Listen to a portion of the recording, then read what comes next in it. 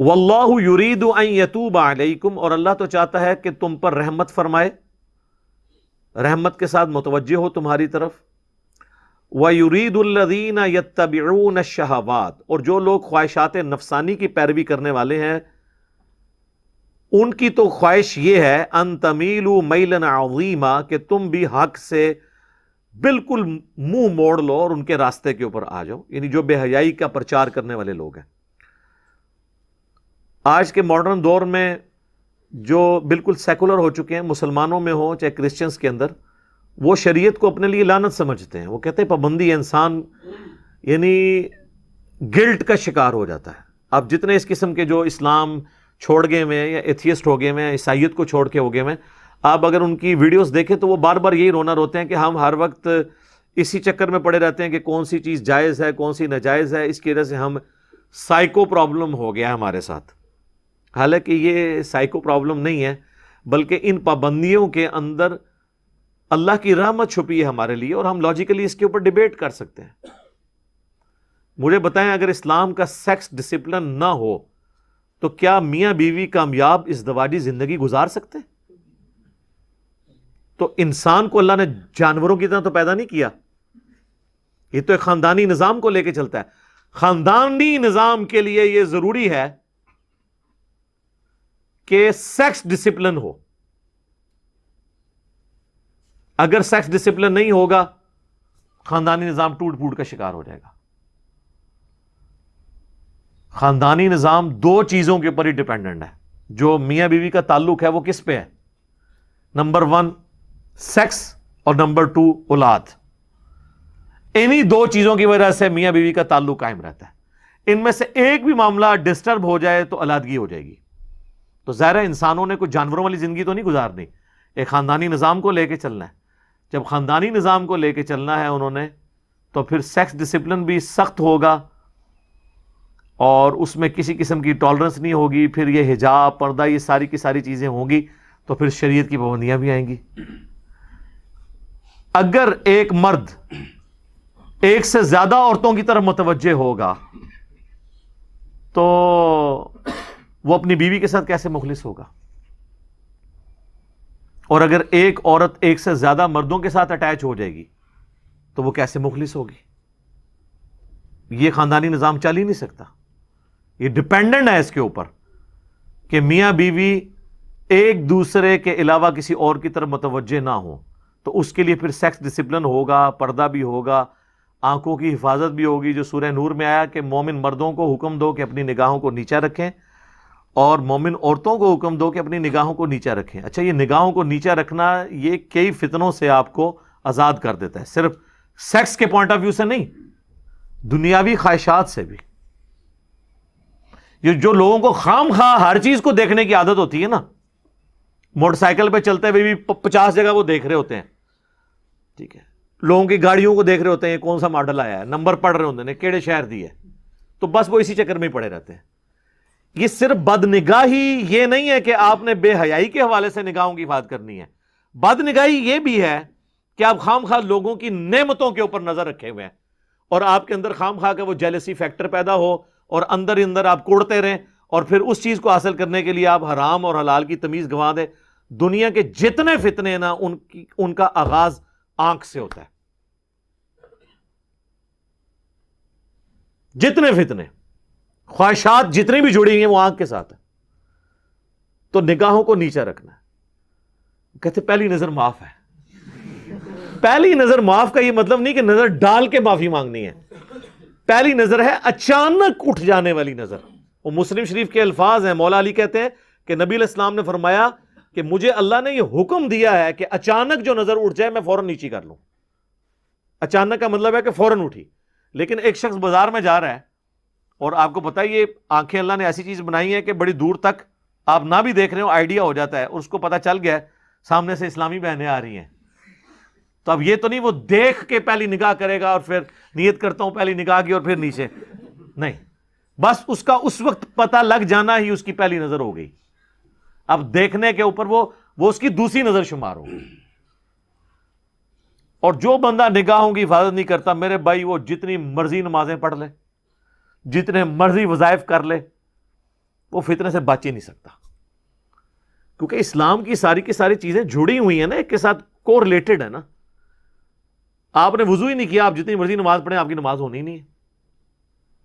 آپ کہتے ہیں روحانیت آ جائے، میں بے حیائی سے بچ جاؤں، گندے گندے خیالات، کہتے ہیں گندے گندے خیالات آتے ہیں، وہ کام ہی تمہارے ایسے ہیں کہ گندے گندے خیال آئیں.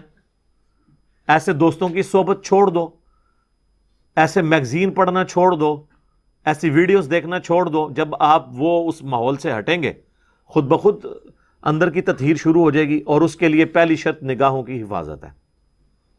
تو اللہ تعالیٰ نے شریعت کی پابندی لگا کے بیسیکلی ہمیں دنیا کے اندر ہی آزاد کر دیا خواہشات سے.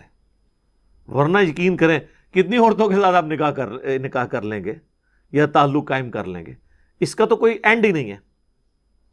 اس کا اینڈ یہی ہے کہ اخلاص کے ساتھ میاں بیوی آپس میں بانڈ رکھیں، نگاہوں کی حفاظت کریں، کوئی ایکسٹرا کوئی کسی قسم کا معاملہ سٹارٹ ہی نہ ہو تاکہ آگے معاملات چلیں ہی نہ. لہذا شریعت کی پابندی انسان کے لیے نعمت ہے. میں اکثر نمازوں کے اوقات کے بارے میں سوچتا ہوں کہ اگر نمازوں کے اوقات نہ ہوں تو جانوروں والی زندگی ہے انسان کی. جو لوگ نماز نہیں پڑھتے آپ دیکھیں ان کی کیا حالت ہوتی ہے. ان کو مغرب کے وقت نیند آئی ہے نا، سو گئے ہیں، اب جا کے رات کو 1 بجے آنکھ کھلی ہے، باقی سارے گھر والے سوئے ہوئے ہیں، اب وہ جاگا ہے، اب اس کو لگی ہوئی ہے بھوک، اب جائے گا فریج میں جا کے دیکھے گا، بجلی ہوگی تو چلو اوون میں کچھ گرم کر لے گا، پڑا ہوگا نہیں ہوگا تو وہ کھانے پینے کی طرف سے بھی ڈسٹرب ہوگا. اب رات کو 1 بجے جاگ گیا ہے تو اب نیند بھی نہیں آئے گی، اور فجر کی جیسے ہی اذانیں شروع ہوں گی نیند آ جائے گی.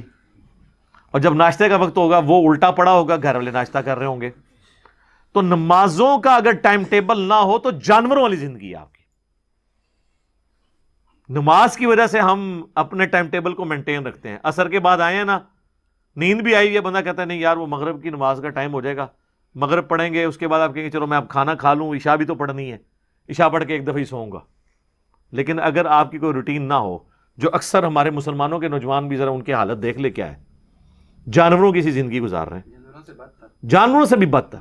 تو شریعت جو ہے یہ لعنت نہیں ہے بلکہ نعمت ہے، اور یہ اللہ نے یہ پابندیاں لگا کے ہم پر احسان کر دیا.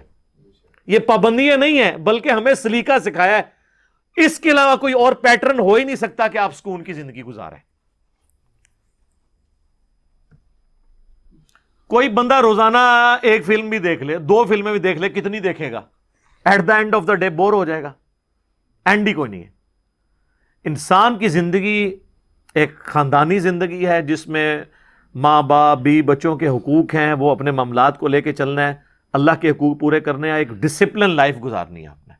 اور اسی لائف میں کہنے کو تو وہ پابندی ہے، لیکن وہ پابندی ایسی پابندی ہے اس کی وجہ سے آپ سکون کے ساتھ زندگی گزار رہے ہیں. دنیا میں بھی آپ دیکھ لیں، آپ کسی ڈاکخانے کے باہر، بینک میں یا ڈاکخانے کے باہر بل جمع کروانے کے لیے کھڑے ہوں اور وہاں پہ 1000 لوگ بل جمع کروانے کے لیے آ جائیں، اگر تو وہ قطار میں کھڑے ہوتے ہیں تو پھر تو سارے کرا لیں گے، اور اگر قطار نہیں بنتی تو پھر تو شام تک بھی فارغ نہیں ہوں گے، اور لڑائی جھگڑا بھی الگ سے ہوگا. ڈسپلن کا یہ فائدہ ہوتا ہے. اس طرح شریعت بھی ایک ڈسپلن ہے. تو اللہ تعالیٰ فرماتا ہے کہ جو خواہشات کی پیروی کرنے والے لوگ ہیں وہ تو چاہتے ہیں کہ تم لوگ بالکل راہ حق سے منہ موڑ لو، اور اللہ تعالیٰ تمہیں اس رحمت کے ساتھ تمہاری طرف متوجہ ہوتا ہے. رحمت سے مراد شریعت کی پابندیاں. یرید اللہ ان یخفف عنکم، اللہ تو چاہتا ہے تم سے ہلکا کر دے بوجھ. یہ ساری کی ساری پابندیاں لگا کے اللہ نے آپ سے بوجھ ہلکا کیا ہے. شریعت کی پابندی لگا کر آپ کو نفسیاتی مریض بننے سے، انزائٹی سے بچا لیا. وَخُلِقَ الْإِنسَانُ ضَعِيفًا، اور انسان کو تو اللہ نے کمزور پیدا کیا. یہ حقیقت بات ہے. انسان کے پاس صرف ایک چیز ہے جو اس کو سب پہ بھاری کر دیتی، وہ عقل ہے. باقی ہماری جتنی کیپیبلٹیز ہیں نا وہ جانوروں سے بہت کم ہے. ہاتھی جو ہے نا وہ زمین پہ پاؤں مار کے نا 40 کلومیٹر دور تک نا کمیونیکیشن کر لیتا ہے دوسرے ہاتھی کے ساتھ. 40 کلومیٹر. کتے کی سونگنے کی حصہ آپ دیکھ لیں، عقاب کتنے کلومیٹرز اوپر سے اپنا شکار نیچے دیکھ لیتا ہے. تو آپ جانوروں کو ذرا کنسیڈر کرنا شروع کریں, بندہ پریشان ہو جاتا ہے. یہ جو سرخاب آتے ہیں رشیا سے, جب وہاں پہ زیادہ ٹھنڈ پڑتی ہے تو وہ ہمارے سب کانٹیننٹ میں آتے ہیں. 5000 کلومیٹر ایٹ لیسٹ سفر کر کے آتے ہیں ہر سال, اور وہ ہوا میں ہی سفر کرتے بھی سوتے بھی ہیں اور اسی دوران اڑتے رہتے ہیں. اور ان کو یہ بھی پتا ہے کہ ہم نے ویوز جو یعنی ایئر کے جو مختلف لیئرز ہیں, کس لیئر میں اڑنا ہے کہ ہم آسانی کے ساتھ یہاں پہنچ جائیں. وہ میرے بھائی کے ایک دوست ہیں, تو وہ سرخاب کا شکار کر کے نا تو گھر میں ایک دفعہ سرخاب دینے کے لیے آئے, تو مجھے کہنے لگے علی بھائی یہ پر دیکھیں, یہ وہ پر ہیں جو بوئنگ اور ایئر بس کا کوئی جہاز بھی اس طرح کے پر نہیں رکھتا جو اللہ نے اس کو پر دیے ہیں. فیولنگ کی بھی ضرورت نہیں سر, بس وہ وہاں سے چلتے ہیں اور یہاں وہ سوتے بھی ہیں, کھانے پینے کی بھی کوئی حاجت نہیں ان کو, یہاں پہ پہنچ جاتے ہیں. اور پھر جب موسم دوبارہ نارمل ہوتا ہے وہ واپس چلے جاتے ہیں. تو جانوروں کو آپ کسی بھی جانور کی اگر خوبیاں گننی شروع کریں تو بندہ حیران رہ جاتا ہے. اچھا, یہ جانور بھی تو بیمار ہوتے ہیں, ان کو بھی زخم ہوتے ہیں, ٹھیک ہو جاتے ہیں. اور کپڑے اللہ نے ایسے دیے ہیں ان کو کہ بدلنے کی بھی ضرورت نہیں ہے. ہمیں تو کپڑے دھونے پڑتے ہیں, نئے پہننے پڑتے ہیں. اللہ نے پر دیے ہیں, وہ خود بخود ٹوٹتے ہیں, نئے اگتے ہیں. صفائی والا معاملہ بھی ان کا ہوتا رہتا ہے, ان کو کوئی نلاتا دلاتا نہیں ہے. تو آپ ایک ایک اگر جانوروں کی کوالٹی دیکھیں تو انسان تو آپ کو نظر آئے گا کہ واقعی یہ جو اللہ نے فرمایا میں خلق الانسان ضعیفا, اتنا کمزور ہے انسان کہ آپ انسان کے بچے کو ٹیبل پہ رکھ دینا وہ نیچے گر جائے گا, لیکن آپ بلی کا چھوٹا سا بچہ بھی ٹیبل پہ رکھیں وہ نیچے نہیں گرے گا. اس کی جبلت میں اللہ نے ڈال دیا. یہ جو مرغیوں کے چھوٹے چھوٹے چوزے جب نکلتے ہیں انڈے سے, کس اسکول میں جاتے ہیں وہ دانا چگنا سیکھنے کے لیے, پانی پینے کے لیے. اور جب چیل آتی ہے تو وہ اپنے ماں کے پروں کے نیچے آتے ہیں. ان کو کس نے یہ ساری چیزیں سکھا دی ہیں؟ یہ اللہ تعالیٰ نے ان کی جبلت میں, انسٹنکٹ میں ساری خوبیاں ڈال دی ہیں. اور انسان کو صرف ایک چیز ہے, وہ عقل, جس کی وجہ سے اس نے سب کو قابو کیا ہوا ہے. ادروائز انسان کی اپنی جو کیپیبلٹیز ہے نا وہ جانوروں کے مقابلے پہ بہت کم ہے. انسان بہت کمزور ہے, جانوروں سے ڈر جاتا ہے. لیکن عقل دیکھیں آپ کے, عقل کی وجہ سے اتنے بڑے بڑے ہاتھی شیر ان کا شکار کر لیتا ہے. اگر ان کے پاس بھی وہی عقل ہو تو زمین پہ انسانوں کو نہ زندہ رہنے دیں. ہاں جی جناب, بس وہ آپ ایک عید قربان پہ صرف ایک ہی بیل ذبح کریں گے, باقی بیل پھر آپ کو ذبح کریں. ان کے سامنے ذبح ہو رہے ہوتے ہیں, پھر اگلا پکڑ کے آپ لاتے ہیں, ذبح کر دیتے ہیں آپ.